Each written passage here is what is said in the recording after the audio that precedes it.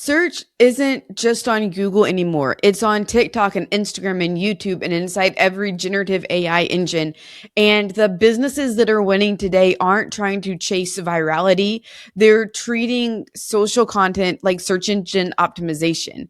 In this episode of Humans of Growth, we break down how TikTok became a search engine and why keyword aligned videos outperform follower count, how earned and owned visibility work inside of social search, and how AI is redefining modern search engine optimization across every channel.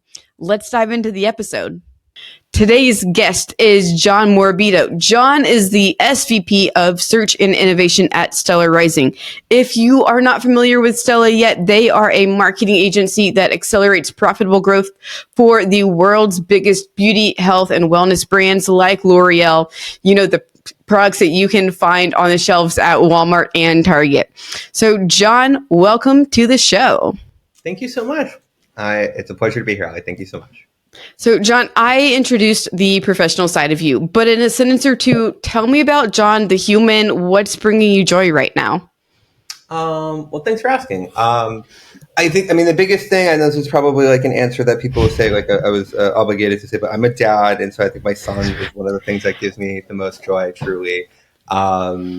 He and I can connect them. One of my favorite things to do with him is to like play music or talk about music, and he's obsessed with music. So outside of work, I play music. There's some like photos here. I went to school for fine art photography, so I'm really into art and that type of stuff. But what definitely brings me, and again, not to be predictable here, but I've been, as much as I like art and everything like that and music, I've been like super obsessed with everything that's been going on in our space lately, and like spending my free time like making random tools that nobody asked me to make. So that's what Great.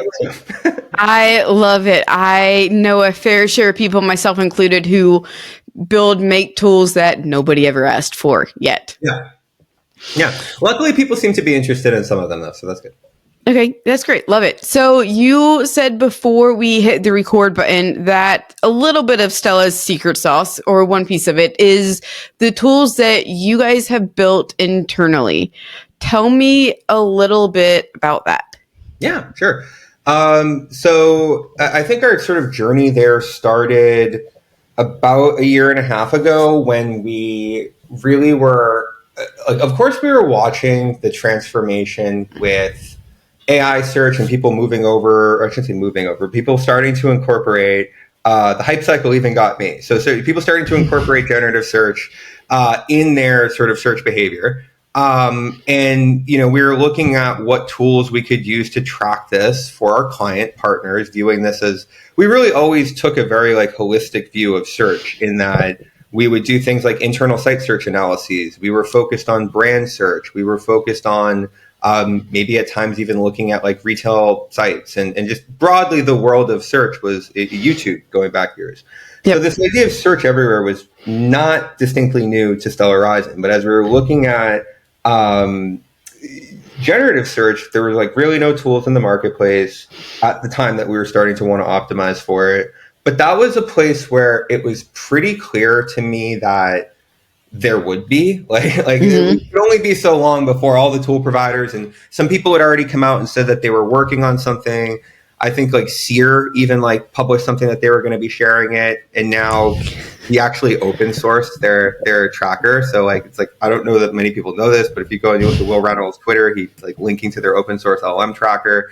But basically we started building our own around that time. But what I really started focusing on was the social search side of things, where we saw an opportunity to be kind of first movers. And at the time, there was literally no one that was ranking or coming up for, it's kind of how I view the world through, like, did you rank for it, for social search tracker or, TikTok rank tracker, TikTok SEO tool. And so that was one of the first things that we actually started to really build in earnest. And then had that in market by early of this year, right? Like early Q1 this year. And that tool is essentially a TikTok SEO tool. So it tracks rankings within the top 100 in TikTok. We also track earned and owned visibility. So this is where you can look at like if other people are mentioning your content within their video description or hashtags. And then there's also an optimization component that we have that basically enables you to put in a given keyword, look at what might be ranking in that landscape, and then we do an AI analysis to tell you essentially how you should go after targeting that particular keyword. So what types of content you might want to produce, what types of trends you might want to try to tap into, what hashtags you might want to use.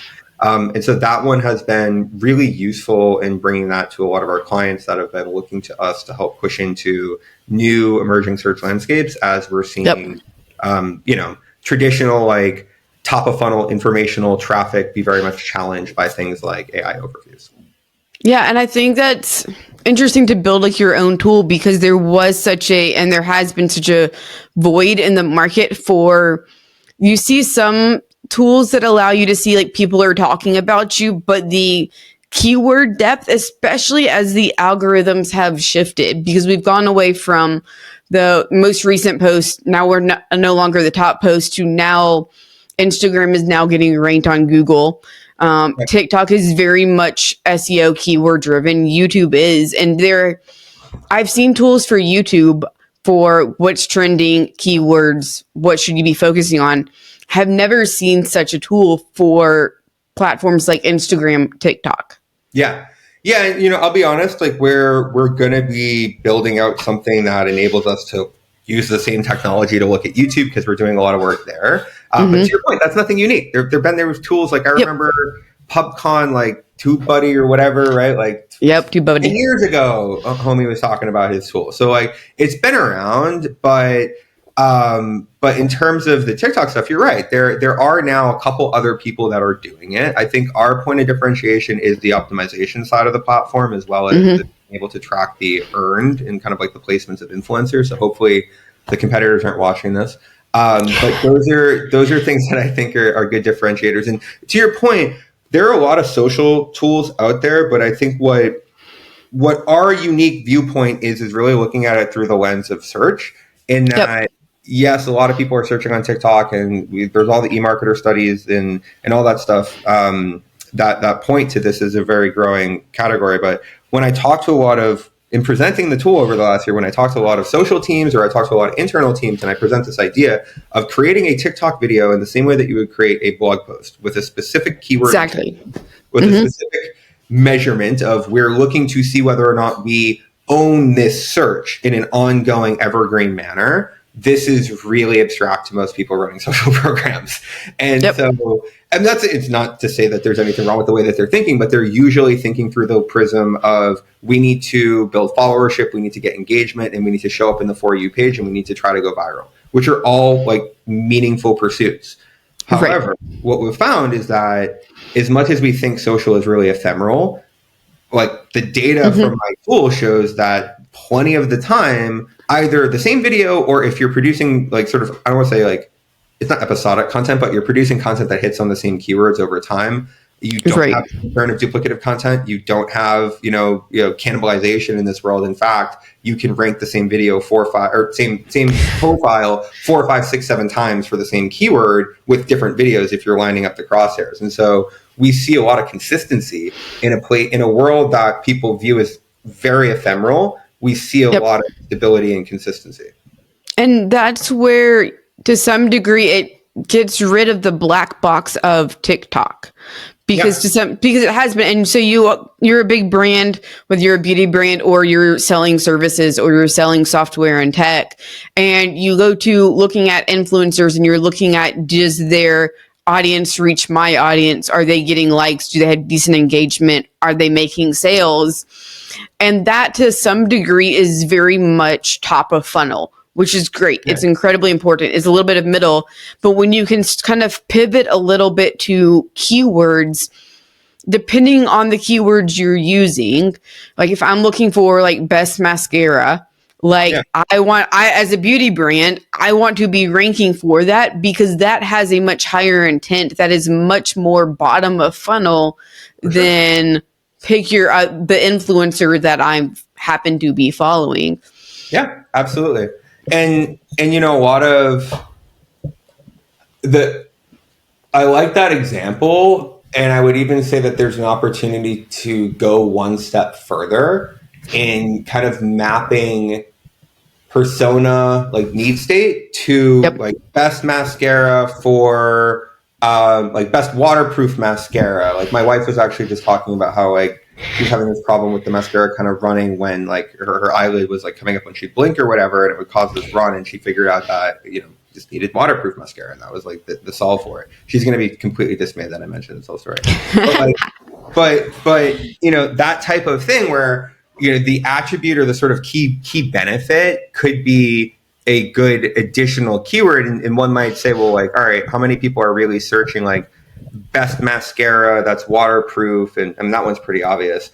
Yep. But like as you get into things that are like best mascara for blue eyes, or best best mascara that's hypoallergenic or non-comedogenic, like these types of like really specific or clean beauty or, you know, clinically whatever, could get you to places where it's like really, really, really, really easy to rank. And if it's really, really easy to rank for those, and to your point, if you're a beauty consumer and you're going in and you're like looking for what you know, is both the community recommendation and products that map to your need state, if you can A, get your brand in there, and then B, get, you know, UGC that corroborates that point, then I think you have a lock. 100%. And that's where I think it's switching from. Right now, we see a lot of short tail keywords on TikTok, the 2-3 words. But what happens when we are able to see into TikTok and see it's like, okay, there's less volume here for the 4, 5, 6 long tail keywords. Let me go in, either create UGC for that, or what influencers can I use? And then they use the long tail keywords that I tell them to use, and get you in to the niches that are ultimately going to drive the most, not necessarily the most traffic to your website, because I think you can get a lot of traffic and it not convert to sales pretty easily. But how can I get the right traffic to my site? Yeah, for sure. So with what you're building with TikTok, what's kind of the plans for expansion and maybe integrating with, because I see all these influencer apps of like, okay, I need an influencer. Let me go scroll through this database that pulls all of their stats in real time, theoretically. How do you integrate using keywords with UGC, with influencer marketing? Yeah, it's a good question. So, I mean, without, you know, divulging too much that's on our product roadmap here, it is definitely something that we're thinking about, because essentially the underpinnings of it are there, in that we're tracking when a particular group or a particular, you know, set of profiles is ranking for a certain keyword. And so within that, what we could start to probably do is extract trend data in terms of when particular names tend to be popping up in these. And that's you know, this is essentially the lens that I'm thinking about it through. Like, I was looking at the term coffee, and this wasn't, he's not there right now, but there was this guy like Ethan Rhodes or something like that for like 6 months had various videos that were ranking in the top 3 of the term coffee. And so like, if I sold coffee, he seems like a great guy to go to, not based on his follower count or anything else, but the fact that he seems to consistently show up for the word coffee, and if this is like a landscape that I want to go and own. So the same thinking would be true, and that would want to identify like, who are the influencers who tend to most frequently come up for this particular keyword. So in the same way that you have, you know, like Ahrefs, and you can put in a website and see a bunch of keywords, we would be able to put in a keyword and see a bunch of influencers who tend to rank for that keyword, and then stats around their visibility against those keywords. We've not built this out yet, but it's there in terms of like the data that we're tracking. Yeah, it's coming. But yeah, I mean, the tool itself to be totally honest, it's something that we built primarily with the intention of servicing our own clients. It is one of these things that we kind of have like released in a built-in public sense. So if you go to talktrack.io right now, you can literally sign up for a 7-day free trial, and you can sign up for a plan. And you can, it's like starts at $50 a month. So it's not like this like crazy massive barrier for entry. But again, yeah, the intention is that we're primarily using it with our client partners that are having us to come in and actually not only do the tracking, but then actually do the work. Yeah, and that's where I think a lot of brands start to make mistakes, especially when they're not the household names and maybe they're smaller, whether they're on Target shelves, on Sprout shelves or not, is that we get all the tools and we look at all the data and we don't always necessarily know what to do with it. Yeah. And that's why you should be hiring, thinking about who can I hire? How can I go find the expert? Because I can look at data all day long. I love my spreadsheets, but if you don't know how do I practically implement the data, you are wasting your time. And that's why this is my like soapbox of like, I can look at all the data and all the stats for whether I should do red buttons or green buttons on my website, or if I should use Facebook versus Instagram versus TikTok on my target audience. But until you choose to actually implement that, whether that's yourself or somebody else implementing that agency, you're kind of spinning your wheels a little bit. Yeah. No, you're absolutely right. I mean, I think that's partially why we built the optimization side of it, to give like a really descriptive recommendation of like what you can go and put on the page. Yep. Another thing just to say, and kind of like part of our process has been, to your point, a lot of clients don't know exactly how to like forage into this new landscape of trying to do TikTok. And very often they're saying stuff to us like, well, we don't have a TikTok set up, or we don't have the content. There's even at times a perception that they need completely unique content. They're like, we got our hands full with doing reels, so we can't do TikTok. And it's like, well, wait a second, right? Like this whole vertical video format, so let's just repurpose. And so we're literally having a lot of conversations around how can we take your existing assets, how can we take your existing YouTube videos, your existing vertical format videos that are being distributed onto other social channels where there is resource, and then kind of repurpose them in the format of optimizing them for this. And we're doing our best to lean in and help with that implementation side of things. But you're right. I mean, ultimately, in order to get the benefit of this tool, Profound, any tool that's out there in the marketplace that gives you recommendations, no matter how cool it is, even the ones that tell you they do the work, you still need to like actually do the work yourself to get the benefit out of them. Yep, 100%. So zooming out from TikTok search to kind of search as a whole, how do you see AI reshaping the way that you think about search strategy kind of across channels? Yeah, well, that's a big question. So I'll try to break it down. In terms of, I guess what I'll have to do is I'd like to just speak to like two of the biggest sort of forks in the road when it comes to this discussion. The first of which would be, is sort of like there anything really unique here when it comes to like SEO versus GEO? Is there a point of differentiation in the work that we're doing?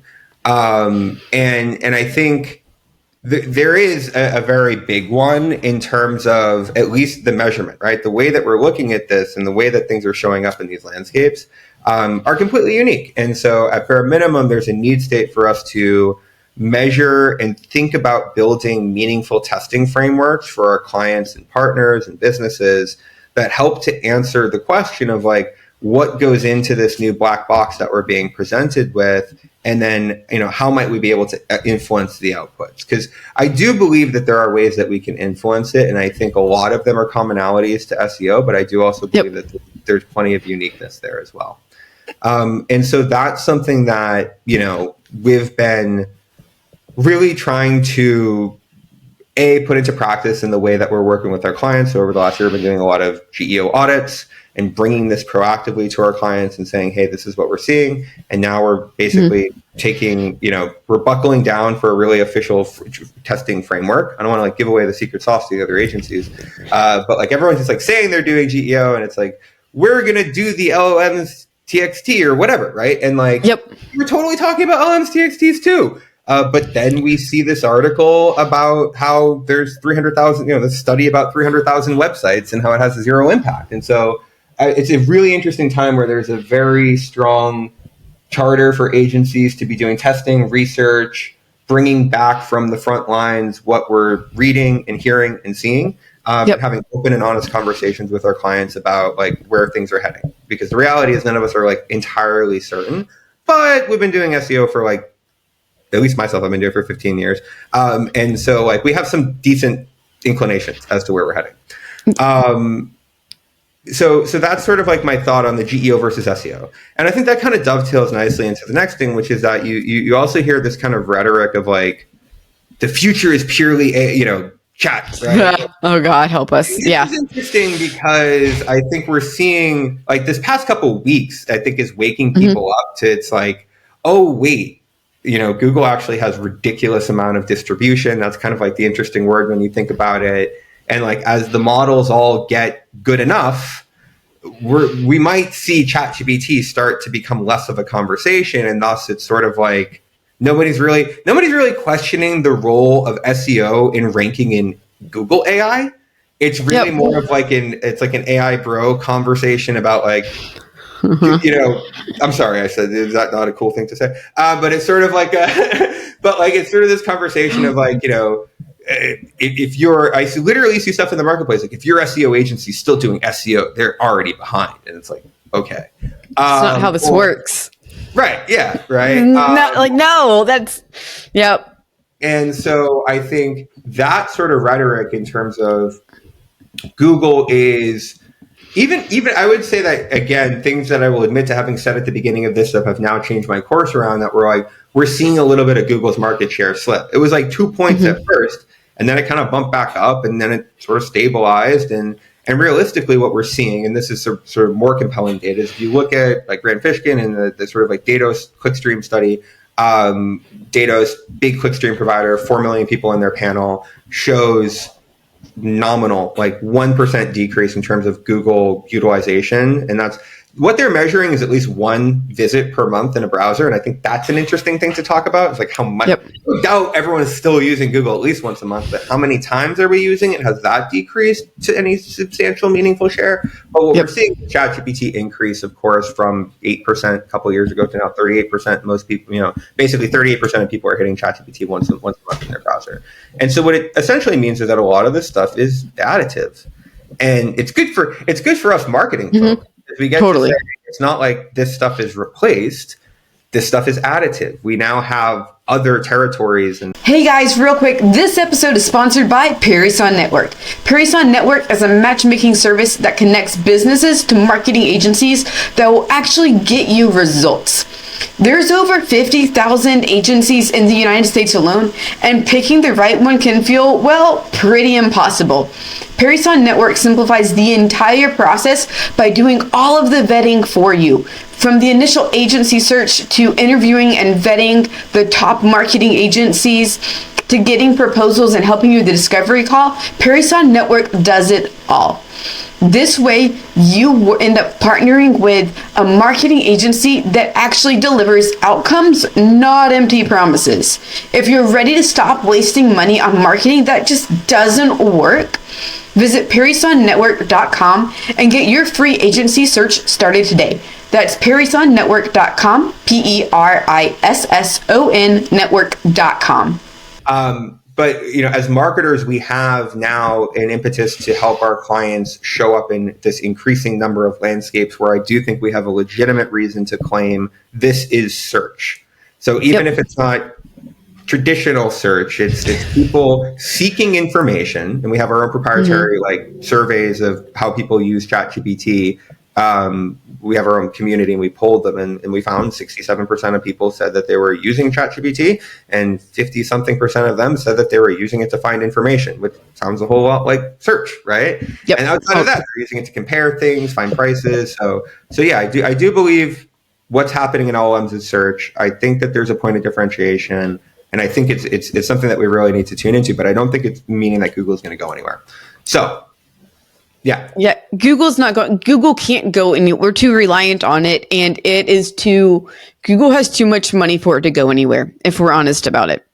Yeah. And that's the thing, is like, you see all of like the SEO bros, like you had mentioned, be like, oh, if your agency isn't incorporating like GEO or AEO, depending on what you want to call it, they're behind. And it's like, this kind of goes back to the idea of like, when you look at SEO from 20 years ago, when the internet was just starting, when you had like a small local business and you were doing SEO for them, you fill it with keywords of like, what are all their the areas that they work in, and do what we essentially call like black hat SEO, duplicate a page, switch out some of the keywords for service areas, and then you're kind of done to some degree. Maybe you change up some words, but it wasn't a ton.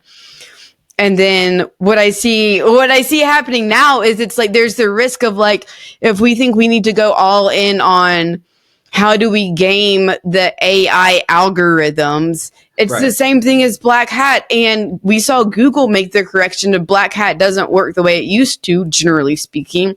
Yeah. So why would you pour all this money into the equivalent of black hat AI search strategies when you should be focusing on SEO, like normal SEO, with what is the LLM twist that we need to add so that we do also show up in ChatGPT, Claude, you name it, where else. It's a kind of yes and sort of situation, not a replacement for what you've already been doing, because the basic principles of search engine optimization have not changed, nor I don't think they will anytime soon. Yeah, no, absolutely. Yep. I fully agree with that. I think that, you know,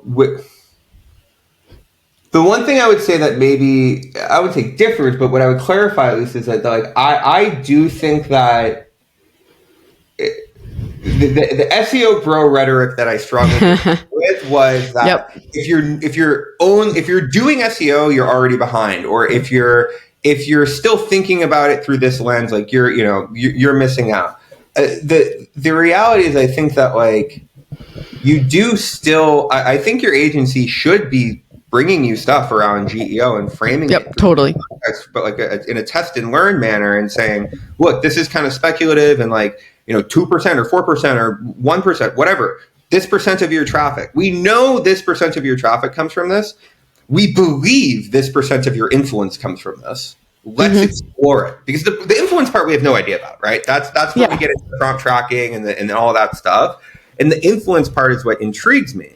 That's what we don't really know. And what we talk a lot about, this sort of new funnel of like social search, generative search, and then traditional search. So it's surely important, but I do think that, framing it like you need to put all this SEO stuff down and do this GEO work when it's sort of like that like Scooby-Doo meme where you pull back the thing and it's like it's really just like SEO work underneath that they're doing. To your point, sometimes even bad SEO work. I think that is a real problem in our industry. So that's why like the way that we position it at Stella is for all of our clients, we say any of the work that we do in SEO, whether it's social search or a little bit of content here and there, or GEO, like it's all available to them, whether or not they specifically engage us for these other ancillary services. And then it just becomes a question of balance. Like, do you need more of this? Do you need more of that? Do you need less of this? Because I do really, really, really believe that this is like, it's part of search everywhere. But then again, it's all kind of like, where do you want to put your chips? Like, how much of this do you want to invest in? How much of the 68% of your current revenue that we see coming from organic search as a direct channel, you know what I mean? How much do you want to put on that as an example? So for the people who are just now diving into AEO, GEO, whatever you want to call it, what are the big pillars of differentiation between SEO and how SEO works versus AEO, GEO? Yeah. I think in short, which feels like a bit of a cop-out, like the personalization aspect, the sort of user embedding layer is really, I think, the biggest differentiator, and also presents some of the most interesting opportunities. Okay, explain that to me like I'm 5. Yes, okay. So traditional search engines are deterministic, and through that they have all this sort of set of probabilities, sort of like determination rules, and the way that they're going to work and return an answer. I'm not like an information sort of architect type. What's the word I'm looking for here? Information retrieval expert, right? I'm not an information retrieval expert, but essentially they're deterministic, and they have an algorithm that looks at a series of factors, and at the end there's a bit of like brushing on of personalization, wherein like if you're searching certain things in Google, you'll sort of tend to see that if you're in a login state, you'll get some personalization. But that entire answer isn't personalized based on like a huge depth of you. If we look at AI answers, the AI overview to an extent, but really more so the AI only mode, and then ChatGPT are all very much influenced by everything that you've searched before, like what it knows about you, your preferences, what's called the user embedding layer. And so these are all the sort of like aspects of your personalization that go into surfacing answers. So a lot of these, GEO tool companies have been doing these studies. Let's put a pin in how much we trust them, but I can see it in some of my own research and testing. We have our own tool too. I didn't get into like our own LLM tracking tool. That feels like everyone has an LLM tracking tool, so I didn't harp on that one. But we have our own one, and it's something that we use for our clients so that they don't have to pay for these expensive tools, and we can get really big sets of data against them. So in terms of the user embedding layer, that's where these tool companies are coming out with these studies that show based on different personas, you'll get entirely different sets of brands that are showing up for different questions. And so this is one of the places that we're really looking at when we go out to do synthetic prompt sort of creation. We're looking at injecting what our target personas like sort of facts would be, their age, their demographic, like where they live, what types of things they're interested in, actually putting those into synthetic prompts so that we can see what types of answers might differ there. And that's something we're not really doing in a traditional SEO sense. I think that's one of the sort of points of differentiation. We're really trying to better understand how creating really like persona first content, both on the e-commerce side of things as well as the informational side of things, can then map these very specific prompts. I'll give you an example of a prompt that got me thinking about this. So we did a study and we asked a bunch of people what their most recent prompt was. And somebody's prompt was, can you recommend skincare for me based on my age and skin type? And we're like, whoa. So like this person has already been having several conversations with ChatGPT about their skin and assumes Chat knows what their skin type is like off the top of their head, and also assumes it knows their age. And so like that's all that's in the prompt. You're seeing the user leverage their own user embedding layer, and that's what's telling me as a marketer it's important to think about. So that's sort of it in a nutshell in terms of like one of the things that I think is really different is this user embedding layer, this concept of personalization and how much people rely on everything that Chat knows to surface them answers. That is something that we need to be thinking about. And like, okay, mapping that to, well, what do we do on our site? One might argue, okay, well, this is stuff we were kind of doing for SEO anyway, John, right? I mean, to an extent, but I don't think we were this persona obsessed. Like it's arguable that this kind of brings it to another level where there's some interesting opportunities, and even within the Chat feed, the new like merchant feed for Chat, there's places that you can kind of tuck some of this information, maybe in the Q&A, that could be leveraged in interesting ways. So I think there's some like differences when it comes to that. I think that the feed itself is one of them, in that like we have a completely separate feed for e-commerce that you can feed to ChatGPT, where you can directly give it information about your brand that directly influences answers. That's distinctly different than what we're doing in SEO. But I think, to be totally honest, right, outside of these things that kind of address the personalization component, a lot of the core components of what makes content show up are the same.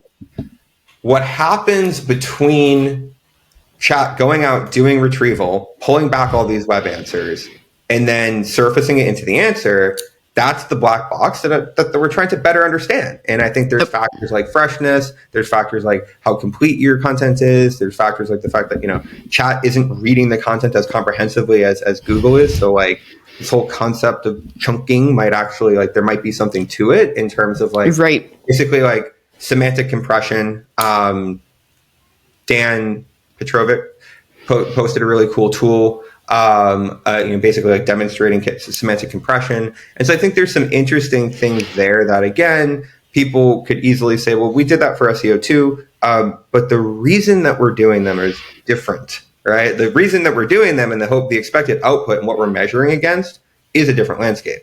And so like the dial, even if the dials are the same, the sort of like succession that we turn them, and the way that they sort of articulate themselves in the sound that comes out of the organ or whatever, right, is different. So that's kind of where I think it's different. So long story short, both SEO and GEO are significantly more complicated than what they used to be 15, 20 years ago. That I think is fair.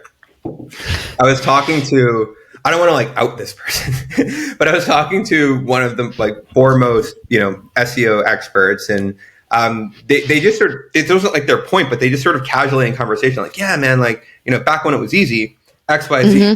Back when it was easy, our job and our obstacle was like getting title tags implemented. Now I feel like I should cite this person, but I don't know if you want me to. But anyway, like, our job was like getting title tags implemented in a multinational organization. And to be honest, it still is.